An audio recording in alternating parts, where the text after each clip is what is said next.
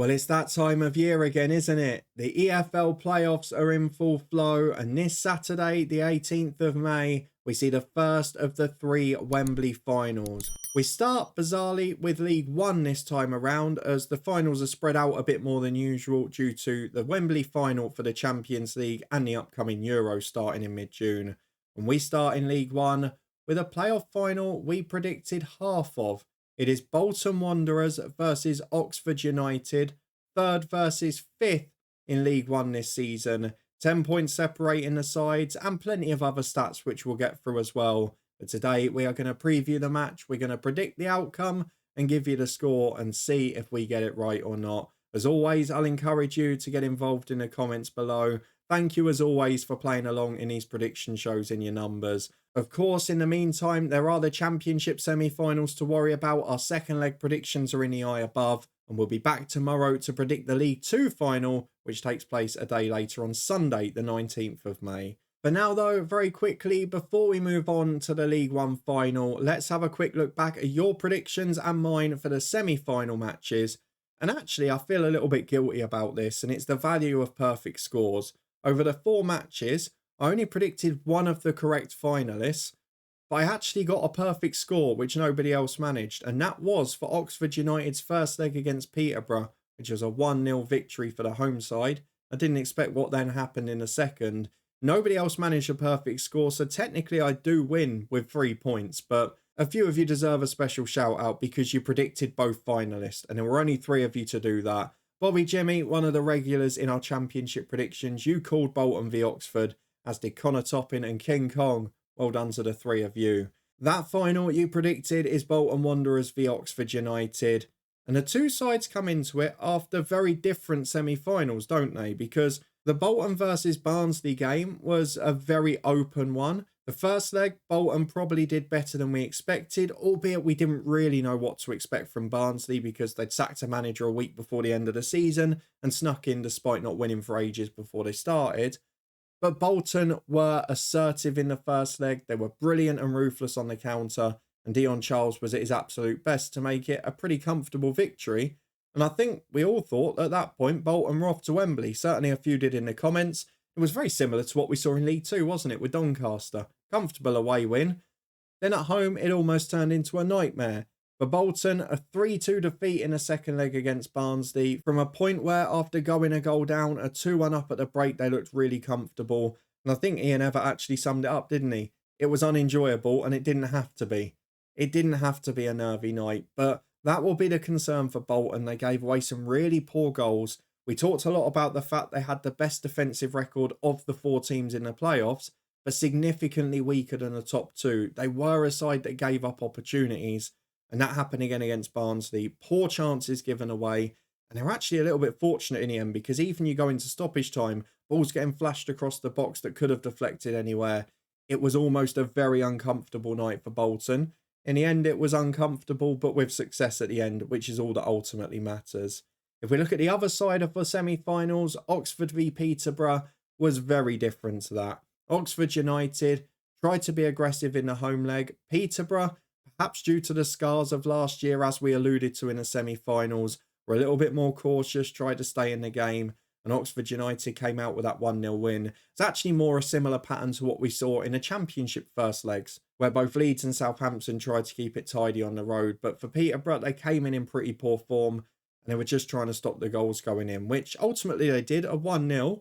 I thought they would have gone through still. But away from home, Oxford was so disciplined. Peterborough had all the ascendancy, all the possession, all the chances. But Oxford were disciplined. They were in a good shape. They threw their bodies on the line when they had to. And you know what? From the first leg where the front 6 was so influential, in the wide areas, you saw Murphy, Goodrum, Dale, people drifting and causing problems. Rodriguez as well. To the second leg where it was such a tight-knit defensive shape, it was just a really good tactical setup. And you've got to credit Des Buckingham because when Liam Manning left quite early in the season, people were worried and it did look like for a while Oxford might slip out of that playoff race. But they made it back in and those 2 legs tactically were brilliant. They are probably the side along with Bolton that came in better form. So maybe it has gone with the form book to an extent. Bolton were unbeaten but with a number of draws going into the playoffs.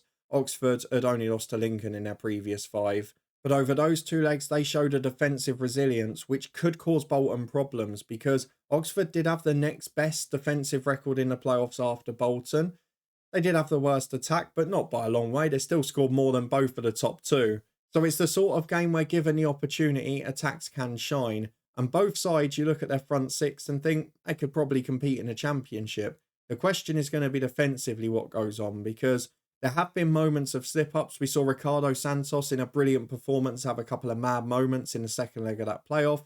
We've seen with Oxford United before, they can fall apart, and none more so than when they were at Bolton Wanderers in March and lost by 5-0. If they go a goal or 2 down, they can collapse. We saw it with their 3-0 defeat at Peterborough in the league season. It's going to be incredibly important that they keep in the game, because Bolton do have the ability and the goal-scoring threat to run away with it. They have now scored 2 or more in each of their last 5 matches, Bolton, and Oxford have only conceded 4 goals in those 5 matches and no more than 1 in a game. So I actually feel this could be quite a similar approach to the second leg of the Oxford game against Peterborough, where they kind of sit in, try and force Bolton to come onto them and hit on the counter-attack, because Oxford have got so much pace and creativity on the break. They've got so many good players in those situations. We did see it cause occasional threat against Peterborough, and they've got to find a way, because they've not scored a goal against Bolton yet this season. But Bolton will give up chances. They've not got the most mobile defence on a quick Wembley pitch. They've not been in the best of defensive form anyway. If Oxford can get into wide areas early and can break at speed, I do fancy them to maybe nick a goal on the break at some point. Everything would edge towards Bolton here. At the start of the season, Bolton were shoo-ins to go up with Derby in most people's books. To be fair, 87 points, they're significantly clear of Oxford in the league season. They've scored more, they've conceded less.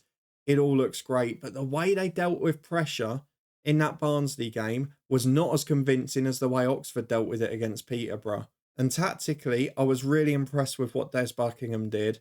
Ian Evatt perhaps not so much, and of course Bolton missed out the year before. Will that play an impact as well? I really don't know what to go for in this game. I think it's going to be so tight.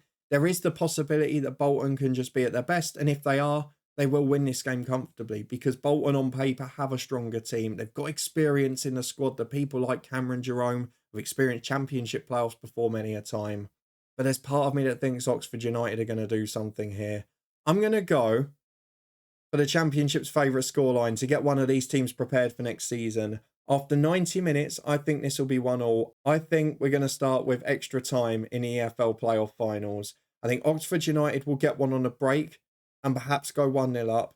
Bolton will have to throw people at it, and I think they will eventually get one. But I'm not sure they're going to have enough to run away with the game. Of course, on a fairly big Wembley pitch, it could be a very difficult day for Oxford defensively if Bolton are in full flow. But after what I saw in that second leg, and what I've seen quite a few times towards the end of the season, those slip-ups at home to Shrewsbury, away at Peterborough, I just don't see them being at their best from the start. So as a result of that, I'm going to go for 1-1 after 90 minutes. I do think Bolton will still prevail, but I think it's going to be very close. It's whether I go for extra time or penalties. Do you know what? I'm going to buck the trend. I always say extra time is pointless. There's hardly ever goals. There's hardly ever excitement. And I was at Wembley last weekend watching non-league finals take out the penalties after an extra time period. But I'm going to go for Bolton to nick it in extra time. I think they've got some real quality experience on the bench. I think we might see an old head or an unlikely hero. I'm going to go for Bolton to nick a goal in extra time and to win it by 2-1 after 120 minutes. 1-1 after 90, 2-1 after extra time. But I really wouldn't be shocked to see Oxford go up. And either way, it should be a pretty intriguing watch as a neutral. From a Luton point of view, now we're coming back down to the Championship. I probably need Bolton to go up for my 92 attempt, because that's the only one of the playoff teams I hadn't done. But Oxford United have done really well to bounce back after losing a manager early in the season to a Championship side. And to play that well and be that solid defensively against the highest scorers in League One in the playoff semi-final over 2 legs, they deserve massive credit. I'm going for Bolton after extra time, but I could see this being a very tense and tight afternoon. So that's what I've gone for. Bolton 2-1 after 120 minutes, 1-1 at the 90-minute mark. Do you agree or disagree? Give me your predictions in the comments below. Let me know what you think will happen in the League One playoff final this Saturday. If you're a fan of either side and going, have a brilliant time. I hope it's a great day, and I hope both of your teams perform to their best. From a neutral, we want to see a good one. And I don't really mind who comes up. I'm only thinking from a 92 point of view. Good luck to both. I hope you have a good one. If you enjoyed this, please do chuck a thumbs up on the video. Don't forget to check out our latest championship predictions for the semi-final second legs of the playoffs. They're up in the eye above. We'll be live streaming on Twitch the next 2 days watching them as well. We'll be back here at the same time tomorrow to look ahead to the League 2 final on Sunday. Plenty of manager specials and other stuff to come in the next few weeks as well. So please do subscribe and turn that notification bell on. But thank you very much for watching. Thank you for being here as always. I'll see you back here tomorrow for the League 2 final preview.